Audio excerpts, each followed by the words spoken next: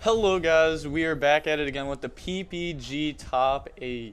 So welcome to top 8. We got Dragonmaids once again, and then we also have an Eldlich variant that he's playing against as our top 8 matchup. So this is going to be a pretty cool match to watch, as it's a little bit of Rogue and then some tier 1.5 or tier 2. Yeah, definitely cool to see Dragonmaid again. That's Yeah. the deck that you guys wanted to see more earlier when we showed it off. Yeah, exactly. And he does have a lot of cool plays in his deck. I saw personally walking around, he was summoning VFD, which is really strong. And it's just doing what the Virtual World deck does, just a deck he personally probably enjoys playing. It's really cool. Yeah, and the deck has like a lot of cool extenders and very good extenders like we saw earlier. And it has a really good grind game, as we saw, like, past turn 1, it just accumulates so much advantage. Yeah, it turns like one card into 6. Exactly, with Nurse, and then with Chamber, and then with Parlor. It's just really strong. And then their Fusion Monster is really good, too. And then on the Eldlich side, we know that Eldlich is really good at grinding. So it'll be cool to see how that deck does. Yeah, for sure.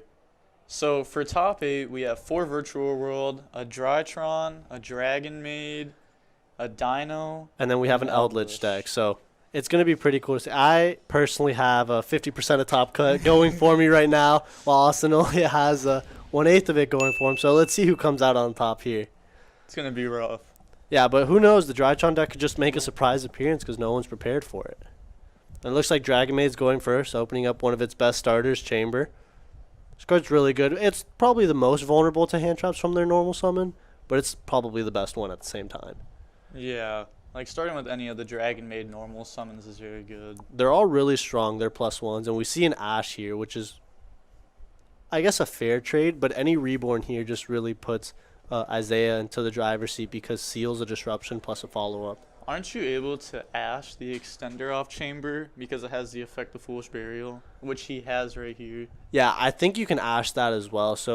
But the thing about Chamber is you could also be searching the trap card as a defensive way, so you kind of want to just Ash the Chamber so you don't let them get started. Yeah, but if you Ash the spell, then they have no way to seal right now. Yeah, so it really depends how well you know the matchup and what you think your deck's afraid of. So if his deck doesn't really care about seal, then you just rather him not have the back row. Yeah, that's fair. And Which like he this is doesn't really care. good because now he Yeah. doesn't even get the seal bounce. Yeah, that's actually crazy. And And he has the Ram. Wow, this game could be over quickly because he did pitch an Eldlich card for that Lord as well. His hand was very strong. It was very good at playing through the minimal disruption that Isaiah has to like accumulate his resources. Big J said both teammates from locals in top 8. Let's get it. That's awesome. Congrats to you, Big J, getting your team out there. He said, is there going to be another regional anytime soon? So February 6th, we're going to be having the Blazing Vortex Regional back here. So if you guys would be interested in that, you can check out the website. Getting closer to that time, we'll have signups available there. So we see Borbo attacking directly, getting ready for Zeus most likely. I think Zeus is probably going to be a little stronger than Dryden in this matchup, wouldn't you think? Yeah, 100%. I feel like just having like multiple interruptions could be good. Just playing around Nib. Yeah, which is good. And now he gets the end phase. He's banishing Conquistador to get Scarlet. Skullmeister. Skull, Oh, that's that's nice. really good. If he doesn't have another Eldlich card, that could actually be huge. Now Isaiah has to like draw into playable though because he doesn't have any cards on the field currently. That's a good card. I don't know if people really know what that does. It's going to negate the effect of Zeus. Pretty strong. I like the hand effects of the Dragonmaids. Like the one Yeah. that makes them gang 2000 or lose 2000. Yeah, there's I I think it's the red one that does that. I'm not exactly sure which one it is. Or pink. I know them more by the colors than the names. 'Cause Yeah, there's so me many too. of them. I don't know the big guys' names. Yeah, exactly. But yeah, this is going to be really strong for the Zeus. Unless there was like a strike here or something. And then we go. Call by would have been nice. Call by would be really nice here. But strike, there we go. See? He knew the strike was just going to be strong enough anyways. Yeah. That was definitely feel actually like that was really a better good. strike. Yeah. Because now his Zeus just lives an extra turn. And it's not like he was going to use his Zeus with the strike still set anyway. Exactly. So he's going to pass turn. Not a lot of pressure coming down from the Eldlich player here. But just enough to like make sure that the Dragonmaid's not being able to accumulate a lot of resources. Exactly. Like one Zeus send, I feel like is enough here. Yeah, when it's just so simplified. And then next turn, he can probably just summon out Lord and apply pressure for game. Exactly. He's going to normal summon out the Parlor. Parlor's a good normal summon here because it, in a way, plays around the Zeus by putting the Reborn spell or trap in the graveyard. Yeah, then that can also grab Chamber. Yeah, and then that could give you the spell or the fusion spell. So we're seeing the deck start to snowball like we were talking about before, where once it just starts going, it's very hard to stop it. Yeah, so this is probably going to be a very pivotal turn for Isaiah's strategy at this point in the match, because if he really doesn't get much started here, he's just going to outright lose to the Zeus. Exactly. Maybe this is another strike set. This could be big. So he's just reading them, making sure that he knows what they do. If he's looking at the graveyard, he might have an Ice Dragon's Prison trying to clear the body. You can kind of see him reading the Wind one, like under the trap. Yeah, and he's also reading the trap to make sure like he knows exactly what it does, because I'm pretty sure it doesn't target. No, it does. It does? I'm fairly certain. Oh, and then Ghost Spell. Wow, that was a really good Ghost Spell as well. So we see that his hand was full of hand traps. So now he's going to Zeus effect. So he probably tried leaving main phase. And trying to tag out, yeah. But now he still has the trap to bring back he gets it with Bell. Wow, that was a crazy top deck. And I think this is just going to be game because next turn... Any spell and trap is Lord. Yeah. For game. Or any monster is a Zoo at that point, unless it's a hand trap. Yeah, there's But now he just gets to put another Zeus on top of this, and it's just going to be the same as last turn. So we're going to need to see Dragonmaid top deck a good starter again to potentially get out of this. Yes, 100%. If he has 0 cards in hand, I don't really think there's something by itself that can get him back into this game. Well, like Parlor Sun Trap is crazy. Parlor Sun Trap is good. I think he might have to have House, like House bring out Parlor Sun Trap to bring out Chamber. Yeah, like if he just had, honestly, like most of the normal summons would have just been game and then there. we see that Homero top decked a Thoroughblade, and that was just game. It was also interesting that we didn't see him put another Zeus over the Zeus to have another pop. Or another Sun. So maybe he was confident enough with the hand trap he drew that his opponent's top decking where he doesn't need to commit to another Zeus play. Yeah. The game was won almost. We saw the power of the niche hand traps this format with Ghost Spell and like Skullmeister, the way they interact a lot differently. Yeah, Ghost Spell was huge that game. Yeah, for both players, because you were able to Ghost Spell the trap card and Ghost Spell Ice Dragon's Prison, like an interaction that people might have not realized initially.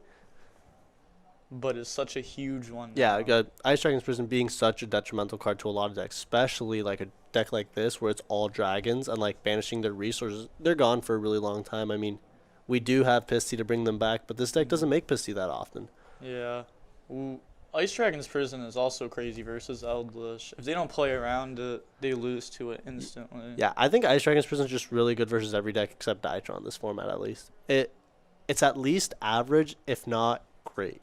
Yeah. It's always at least a decent card. Yeah, it's trading, and in a format that's slow, you can afford to have those like kind of really strong cards going first, and then going second, they're just like going to help you play turn 3. Yeah. So... siding into the next game. Yeah, so we see that Isaiah side decked really quickly, so he probably knows what he's aiming to side in, side out. He's been playing this deck for a while, so he definitely knows the ins and outs of it, and he plays very meticulously, planning out his plays, and he knows when he can win, when he can't win. So he probably is just like, okay, things didn't go well that game. I didn't draw too ideal, or I drew too many hand traps. It's fine, shake it off, going into the next game.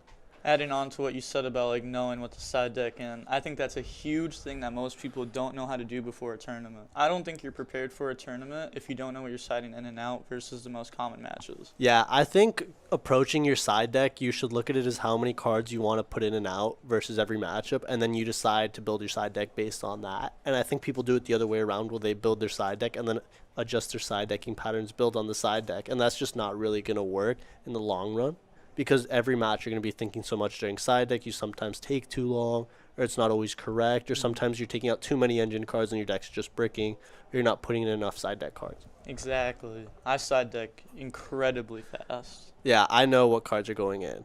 Me too. So I saw his opening hand. He had a World Legacy Guard Dragon. I think I saw 2 copies of Ice Dragon's Prison. Yeah, I definitely saw an Ice Dragon's Prison. So not off to the greatest start. Oh, and then Eldlich being able to snipe one of these back row most likely is definitely not going to help. But if it hits the Ice Dragon's Prison, it'll at least be decent.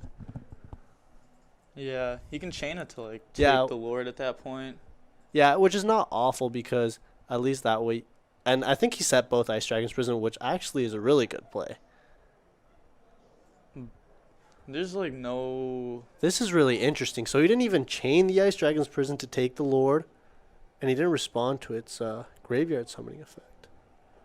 That's interesting. And then he's setting a card before going into battlefield. These are just a couple interesting plays. Once again, we've talked about it before, just nerves of being on stream. Now in Top Cut, you know, you're playing for like actual prize support now, so a lot of things are on the line. What trap card was it? Or is he... Oh, I think he's just setting during the end phase, setting a Scarlet and Conquistador. So he has Lord with 1 unknown set, and I think he has 1 unknown in hand. So did they answer what table this was? Oh, this is just top 8. Yeah, this is going to be top 8. Table 2, but it's not as relevant. I'm pretty sure Isaiah ended up 2nd after Swiss, or maybe 7th. One of them was 2nd, one of them was 7th. I'm not sure. Yeah, it's not really relevant now in Top Cut. He's gonna... See, this is very dangerous, pulling out both your Lords. Like we were talking about, if any of these go to the graveyard, he could just auto-lose to an Ice Dragon's Prison because he just gets the whole Eldlich engine cut off. Yeah, you need to hold your cards. You can't just throw them out like you used to be able to and just try to get as much advantage from them. You actually have to, like, think about playing Ice Dragon's Prison. Like, think about playing around it. Imagine a torrential right here, though, too. This would be, like, on that Zoo normal summon. He could have just gone battle phase, swing for 7k, and that would have been game. Yeah. Yeah, like, he's committing for no reason. Or, wait, how would it be 7k? Or not 7k, it would be 5k. Mm-hmm. And then last turn he did 35, and that is game. Exactly. He didn't. He had another Ice Dragon's Prison. See, I don't know why he didn't activate the Ice Dragon's Prison to take the Lord. He probably should have. I agree. Yeah, unfortunately, that was a very quick match. The Dragonmaids didn't draw very well either game we saw. He didn't have too much steam. He just had a lot of defensive cards. We saw that both games. So maybe he was over-prepared for like a combo deck. Or just something of those sorts. Game 1, I actually think his hand was kind of nice. Like, he had a starter, got hand-trapped, had an extender. Yeah, I think his opponent's hand was just perfect to play through that. Exactly. And, like, not give his opponent... Like, the Lord was just the best card to have at that situation because it was the only one that could realistically clear the seal without letting its tribute effect resolve. Yeah, and then having, like, his other starters. He had a lot of starters game 1. They just all got shut down. It's not like he drew bad game 1 just. He didn't draw good enough. Yeah. You hate to see it, but it happens. We did see, like, a cool last card from each player's hand, Bell. I think that was awesome. And then we see Kamal standing up already, so we might have the results from that match as well. I'm actually going to go ahead and figure that out for you guys so we can let you know how Top Cut's going. Yeah, that was a very quick match.